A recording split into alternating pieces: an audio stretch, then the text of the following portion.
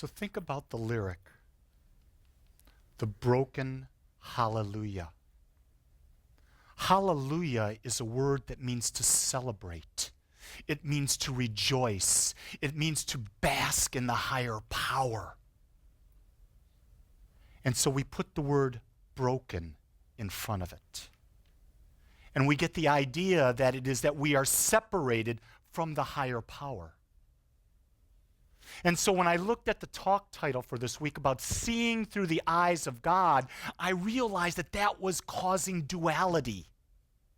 Do you see, the second I say, how do I see through the eyes of God, I'm saying I'm seeing through something outside of myself. And there can't be anything outside of myself because there's only one. We teach that. Every religion teaches it, and they take this one concept, this concept of oneness, and it gets distorted. So I'm trying to bring us back to this idea. What does it mean to really truly be in this concept of oneness? And so what I came to the understanding is, it's not seeing through the eyes of God. It's seeing through the eyes of the Creator. So when we take this idea of the Creator, we must come to understand who is a human being. And what is it we do? A human being is always about becoming more self-aware. Everything that we do is to seek a greater clarity about who we are and what we're going to do in this world. So in that self-awareness, it's the idea that we don't come from a place of lack. We come up from a place that we've got everything we need. And everything we need is our mind and our heart unified into one, and that we use that, direct that to create our life experience. So we're a human being. We're becoming self-aware. And in that self-aware, we're directing the power that has always been within us to create our experience. Here's the thing. People say, what is my purpose? There is no purpose, but I can tell you what is natural for you. What is natural for you is to create an experience. It's that simple. You are every moment of every day in your life, you are creating, and every moment of every day you are experiencing. You're doing this automatically. You are an automatic creator. Here's the thing. Automatic means conscious and unconsciously creating automatically. So what I'm about doing is getting you to conscious creation. You see, the only limitation that we have is our belief. Our belief, what we believe, is the physical expression of what the divine that we are is. And that belief, whether it has to be with any aspect, the type of relationship we have, the type of job we have, the experience we have in a job, the experience we have with our children, it doesn't matter. We are creating everything in our life. And the energetic that we've created in this physical temple that is really beyond the temple, it's an energy, it's a vibration that we put out into the world, attracts to us the experience that mirrors that. And so the way I understand it is that, do we focus on what is right in the world, or are we focusing on what is wrong in the world? Think about that every time you ask a question. I'm going to do this. Am I focusing on what's right in the world, or am I focusing on what's wrong in the world? You see, you're a magnet. I'm a magnet. Everyone's a magnet. And where you put that energy, you attract back to you from that energy. So a lot of times I see in relationships that people are trying to, well, my partner did this, so I got to get even with them there. Well, when you put that get even energy out there, you're putting that energy out not only for your partner to get even with you, but the world to get even with you. So you hear a lot of times of people that are going through a struggle in their partnership. They get into this back and forth battle going on, and all of a sudden there's this back and forth battle with the kids, there's a back and forth battle at work, there's a back and forth battle with friends. Because what you do in one area of your life is attached to what you do in all areas of your life. Did you hear that? What you do in one area is reflected in all areas. You see, our perspective determines our experience. So I really want to break down perspective, because that's a word that can be labeled. So I want to use a different analogy there. I want to use the analogy of a filter. Do you know how you can take a camera, one of these cameras with the big lenses, and you can put a filter on there, various colors, it can get any effect. So you can take a picture like this with one filter, put another filter on, another filter on, another filter on, and every picture will be different. They will expose a different view. So right now in this room, everyone here has a filter on their mind, which is based on their past experience, and they're hearing the message through that filter. So as many people in this room as there are, this message will be heard in that many different ways. It is amazing to me how during the week people will call me and say, "You said this." And I go, "Really? I don't recall that." Or "You said this." "I don't recall that." And I listen to the recording, I watch the video, and I said, "Boy, that's interesting. I never said that." But I come back to the idea, why did they hear that? It was because of their filter. And what I understand is that when any of us are dealing with each other, realize that anytime someone's speaking to us, they're trying to hear and receive love. They may not be doing it kindly, but what it is, it's a call for love. It's always a call for love because it's the only thing we seek. We've gotten into a dualistic society. It says the more money we have, the higher the career we have. All of that is good because I believe in being abundant. I believe in having money because money makes me comfortable. And the more money I have, the more good I can do in the world. So why wouldn't I want to attract it? Because there's an infinite supply of money. There is not a limited supply like people are talking about. Do not believe the politicians, the economists, the banking industry saying to you that it's a bad economy because there are people that are thriving. There are always people thriving. Even in the Great Depression, starting in 1929, there were people that were thriving in it because they didn't buy into the consciousness of the society, the consciousness of the media. So who's going to be the creator in your life is the question I want to ask. Is it going to be what you hear? Is it going to be what you're fed? Or are you going to take the responsibility? Are we as a community going to take the responsibility and start thinking for ourselves? You see, when someone says to you that here are your choices, this is what's happening and we can do this, it's not working so we can do this, right then you know you're in the wrong tree. Because the idea is there are never two answers to any question. There are infinite answers. Do you see that? The second we get up there and we think there's two answers, we're forced into a situation of compromise. And from a compromising position, when we are creating a lose-lose situation. Because in the idea of compromise, everyone loses. But if we buy into the concept that there are infinite ideas, infinite ways to resolve this, then we can move into collaboration. And in collaboration, what are we doing?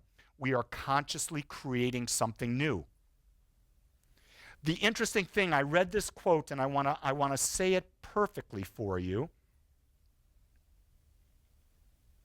It has to do about we don't believe what we see. Do you hear that? We don't believe what we see. We see only what we believe. I know a lot of people that were married to a perfect partner. They didn't believe it, so they couldn't see it. There are a lot of people that are so powerful. In fact, every human being in the world is so powerful that they can do anything that any of the great spiritual avatars did. They're not doing it because they don't believe it. Yesterday, I sent out an email to my mailing list. And I said in this email, this is a must-watch video. And in this video, it showed this healing facility in China that is having results that are absolutely incredible, healing all types of diseases. This case, in 2 minutes and 40 seconds, we got to watch a woman who had terminal cancer, had a tumor that was terminal. The doctor said there was no hope possible for this woman to live. And they put her on a table. They hooked her up to a sonogram. The sonogram, they took the picture of the sonogram as she lied there. And you saw on one part of the screen, you saw the tumor. On the other side, they put the picture in real life. They brought in 3 practitioners. All these practitioners did was they chanted one word. And as they chanted that word, they saw this woman as whole. They saw her without a tumor. This woman believed. They asked her, do you believe that this will work? And she said, yes. These 3 practitioners believed that it would work. In 2 minutes and 40 seconds, the tumor disappeared. So you can believe that you can have a headache or you can take an aspirin, and you're limited to those 2 choices. Or you can open yourself up to the idea that I can create anything I want and there's an infinite way to do it. I just have to step outside my limiting box and open myself to the divine idea that I am not the small victim. I am not here and there is some power outside of me that is controlling me. I am not at the mercy of the government, of my corporation, of my wife, of my children, of my parents, of anything. I am an individual expression of God. You see, an individual expression of God. Isn't that duality right there? You see how quickly our words that we've been taught create duality? I am not an individualization of God. I am a creator. I am Lee Wolak, and I create my life. And everything you see in my life as my humanness, as my physicality, in my money, in my relationship with my wife, in my relationship with my children, in my relationship with you, I take 100% responsibility for creating it. Here's the interesting thing. As a creator, I must always be open up to the next idea to create. Because as a creator, I never am done. I'm always seeking to create more. It's a natural impulsion from within me. So if I open up to the idea of possibility, the question I ask is, are you open to scarcity and guilt? Or are you open up to abundance and possibility? You see, there's some filters. Which filters do you see when someone tells you, I just lost my job? In fact, that happened to me the other day. A dear friend of mine was let go from his job. And I went out to lunch with this dear friend. And we had a conversation. And he was telling me the story. And I listened to the story. And he looked at me and he says, you're not very surprised. And I says, I'm not at all. I says, I could have told you this was going to happen a year ago. He says, why would you think that? I said, because I didn't see you creating anything new. I saw you going to a job every time you talked about it where it was the same old grind. And what I know about you is that you are a creator. You like the challenge of something new. So you weren't willing to take that opportunity yet for yourself, and the universe released you, so now you have the opportunity to go forward. And after we talked about it, it was true. This very thing, it's happened to me, it's happened to a lot of people that I know. When we are so stuck where we are, the universe, the law, what we're being, is going to attract to us something that's going to kick us in the caboose to get us moving forward so that we can come and experience that. If we are in a stagnant relationship, we are either going to kick ourselves out of that relationship or we're going to kick ourselves into loving ourselves so we can attract that love from our partner. If we're seeking clarity, we're going to attract all the people in our world that are going to give us ideas that are outside of our box, because the last thing you want in your world are people that tell you, yeah, you're right. Yeah, you're right. You want people in your world that are going to challenge you. Because you see, you can't expand without impulse. You can't expand without the contrast. And so people bringing in new perspectives give us that contrast. And from that, we get to use our creative power. What do we do at Agape?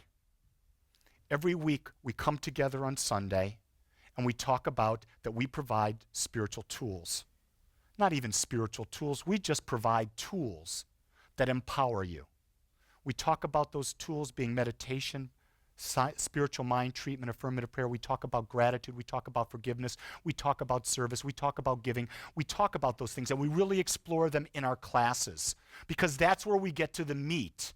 Sunday is about plugging into your seat, getting some good music, getting some good message, so that when you leave here, you are juiced.